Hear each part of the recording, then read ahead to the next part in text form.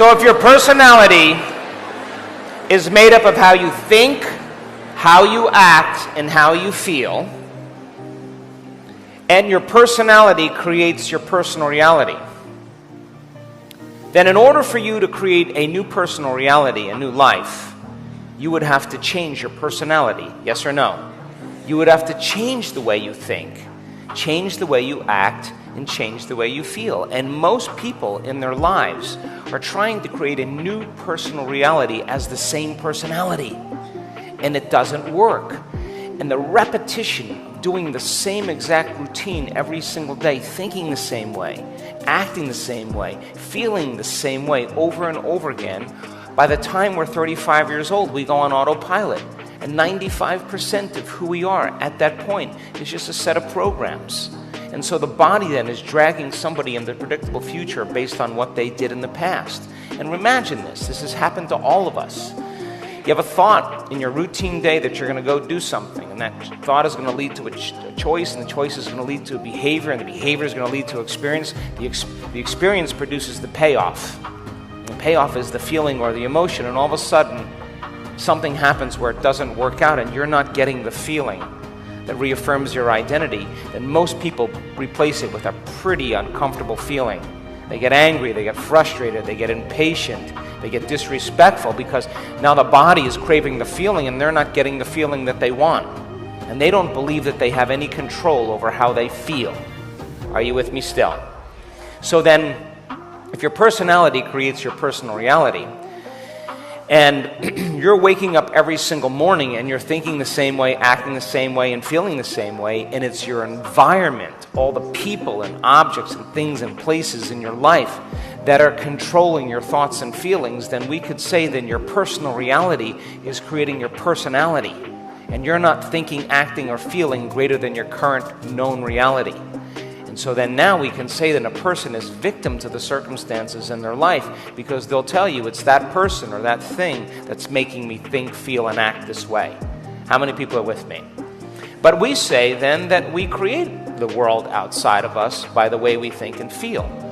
So then the challenges and the problems in our lives are created from a certain level of consciousness or unconsciousness. Yes or no? And Einstein said, hey, you want to resolve that problem, you got to go to a greater level of consciousness than the consciousness that's created it. And that's evolution. Would you agree? So then, the problems and conditions that we have in our life, in order for us to be greater than those problems and conditions, we would have to be greater than the body, to change, to be greater than the body, to be greater than our environment. That means don't let our environment, we no longer react and think in predictable ways. Our environment no longer controls our feelings and thoughts. And then in order for us to truly change, we couldn't live in the program of the predictable future or the familiar past. We would have to be in the present moment and stop all of those programs. Yes or no? If the problems in our life are created from some level of consciousness or unconsciousness, then it would make sense then that every time you become conscious of an unconscious thought, you're changing your level of awareness. Would you agree? And you can't have consciousness without energy. So then as you begin to become aware of the way you're thinking, you're moving to a greater level of consciousness than the consciousness that created the problem. Yes or no? Come on. And if you can begin to observe how you act or how you speak, and you can begin to become conscious or aware, would you agree then, the more conscious or aware that you become of how you act and you want to change it, the less unconscious you'll go in your normal day? Yes or no? And if you've been living by certain emotions that bring you to a lower denominator, to a lower level of energy, to cause you to feel more like matter and less like energy, more separate from everyone and everything, including your dreams, and all of a sudden you're sitting and you're observing your feelings and you're watching your body go through a gamut of different sensations and feelings, and all you're doing is sitting there, would you agree if you can begin to observe it, you're becoming less of the body as the mind and more of the consciousness separate from the body? Yes or no?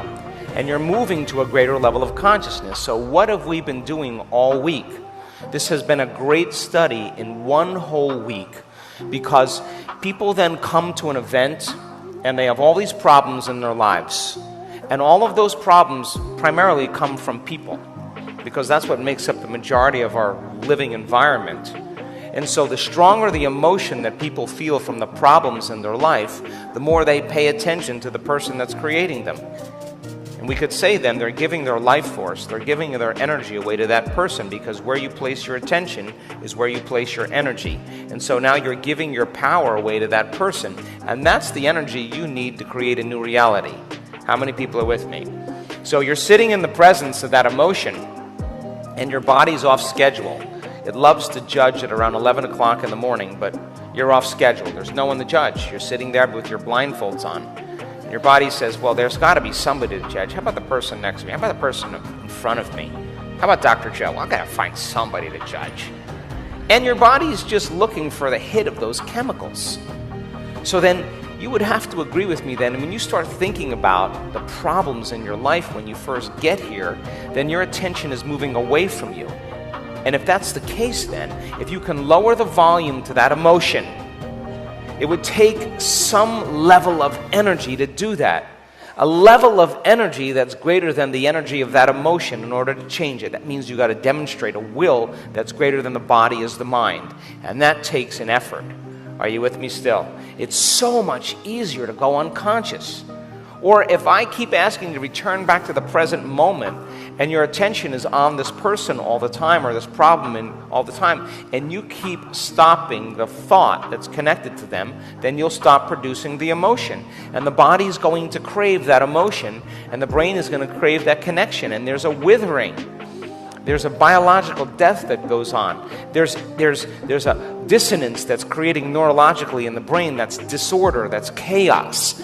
That's information being released out of the system. And now energy's changing. Neurocircuitry's changing. Neurochemistry's changing. Hormones are changing. Gene expression is changing. The body's in flux. It's in change. And the chaos that's created from that, most people can't handle it because they don't know what to do with it.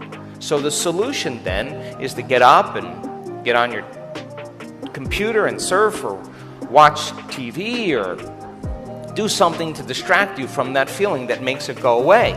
So over time then we become reliant on our outer world to change our inner world. How many people understand? So then think about this.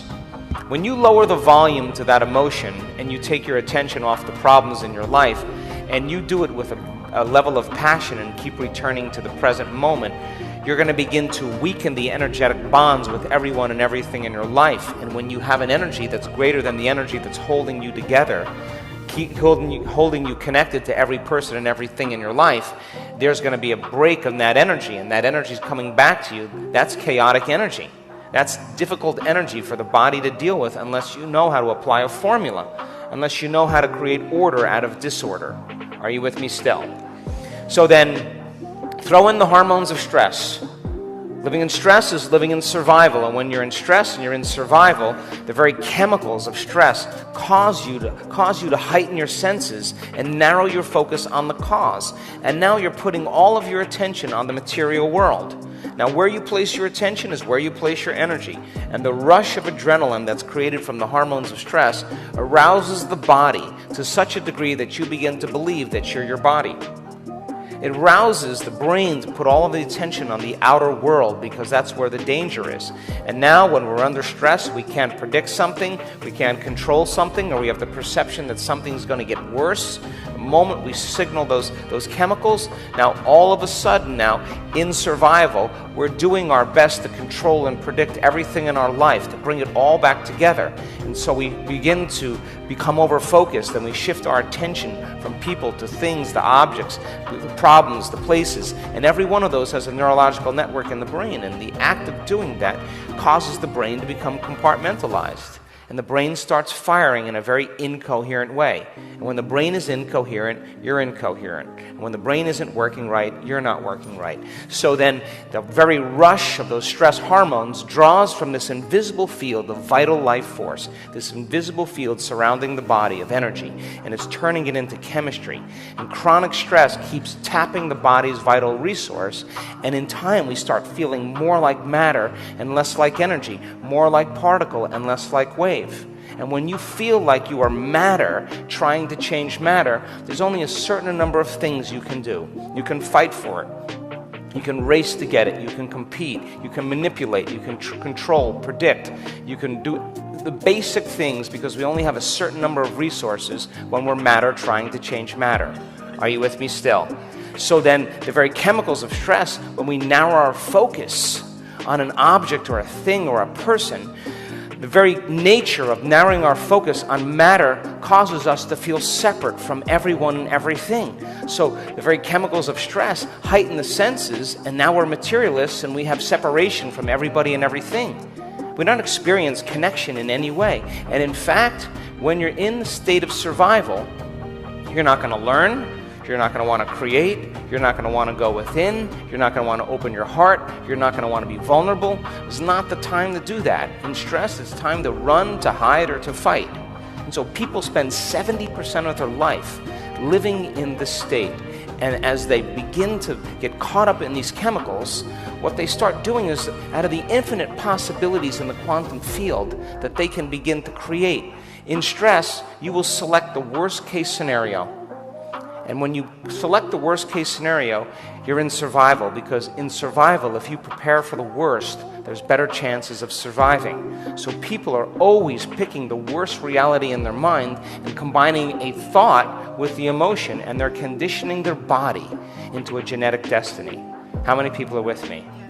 So then, separation means I'm here and you're there, and if you look any different than me, then I'm going to experience a little bit more separation. And if you have a different skin color, or you're a different race, or you look different than me, then I'm going to experience more separation.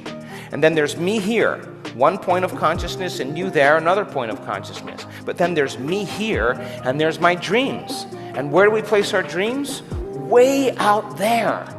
Because we experience time linear, so we make an estimate in our mind. It's going to take me a lot of time to get what I want. So here's one point of consciousness, and then your dreams are another point of consciousness, way over there. And it's going to cause you to drag your body through space every single day to go to work, to pay off all the dreams that you're creating because you're matter trying to change matter. How many people understand?